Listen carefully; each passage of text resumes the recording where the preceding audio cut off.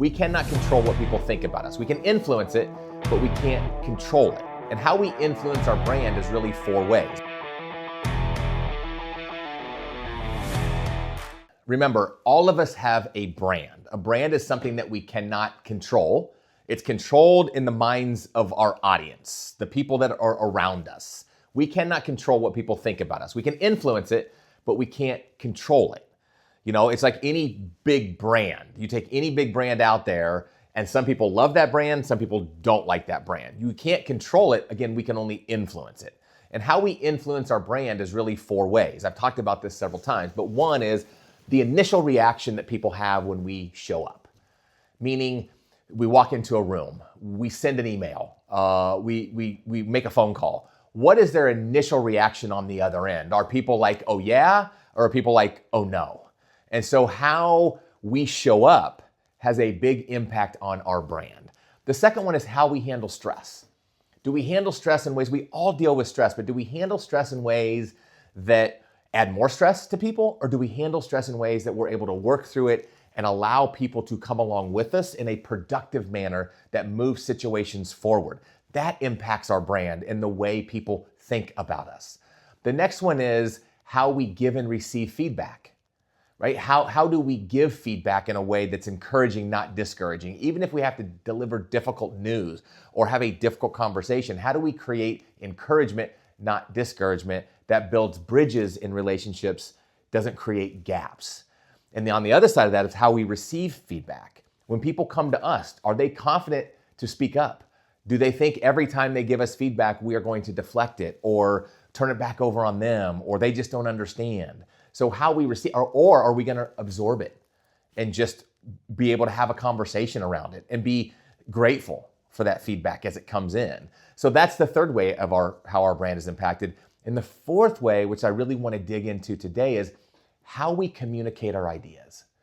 Again, communication has a major impact in how we build relationships, in how we create our own success, how we define it, and how we set ourselves up for better results. So let's talk about and dive into communication. I was recently watching a video by, I think his name's Julian Blanc. I might have the last name wrong, but he's a fascinating guy that's out there, but I really connect with a lot of his philosophies and thoughts and ideas. And he really said that communication comes down to four things. Number one, what we say. What is our message, and are we clear in what we're trying to get across? Remember, we might be very clear in our own mind, but we have to think about what we're saying and how does it relate or compute in the other person. It might be crystal clear to us, but is it clear to them?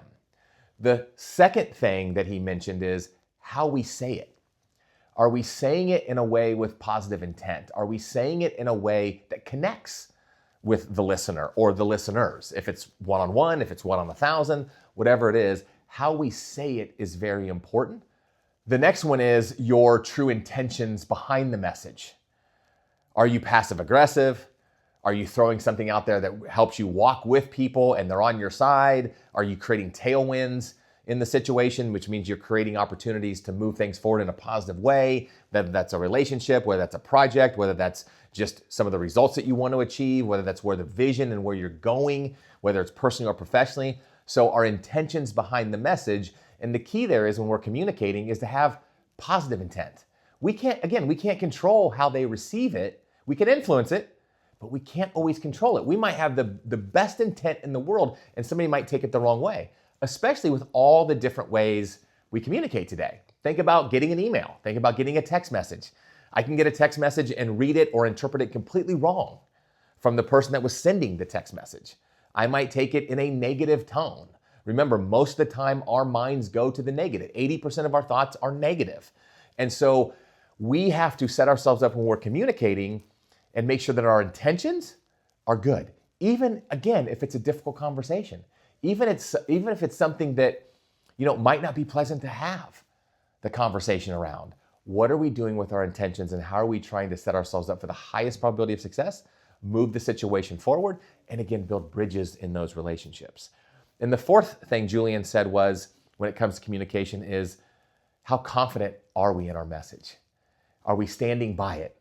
How confident are we positioning the message? How we show up? What evidence do we use to support it? Is it our experience?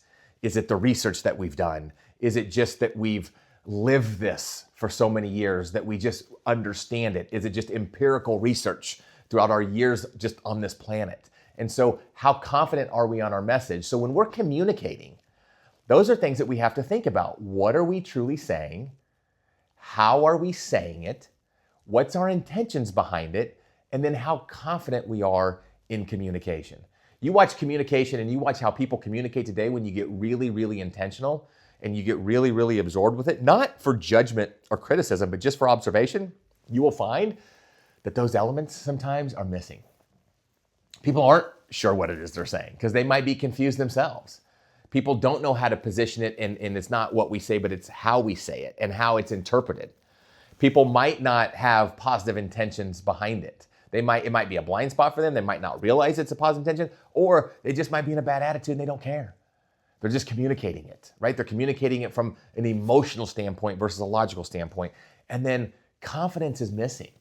Confidence is missing today because I think people are confused. People are frustrated. People don't know how much they should communicate, where they should stick their neck out, what should they say, what shouldn't they say. And so that's waning. And so when we can show up and those four elements be at their highest levels, it impacts our brand. People see us differently. It influences the way people think about us.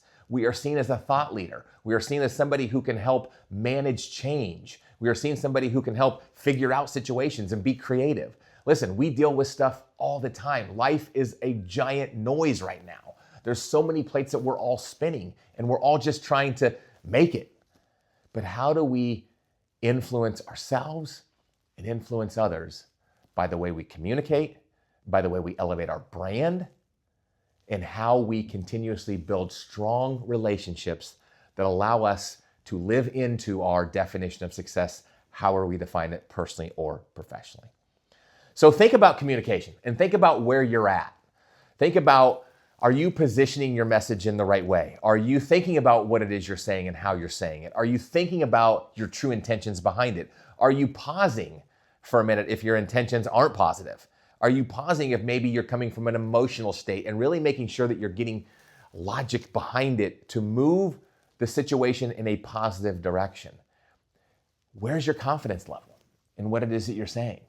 A lot of times, we've heard this word imposter, or we heard this phrase imposter syndrome shows up all the time.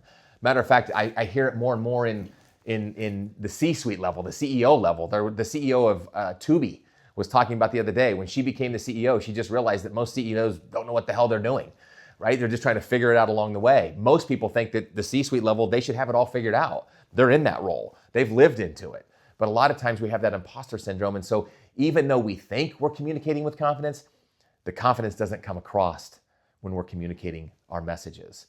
So where are you at? And what are things that you can shift? Because again, communication plays a vital role in our lives, how we show up, how other people think about us. And it's not just about trying to get people to like us. It's about how are we working with others through communication and through our brand to live into our definition of success and get the results in life that we're asked to get or that we want to get from ourselves. What can you do to shift?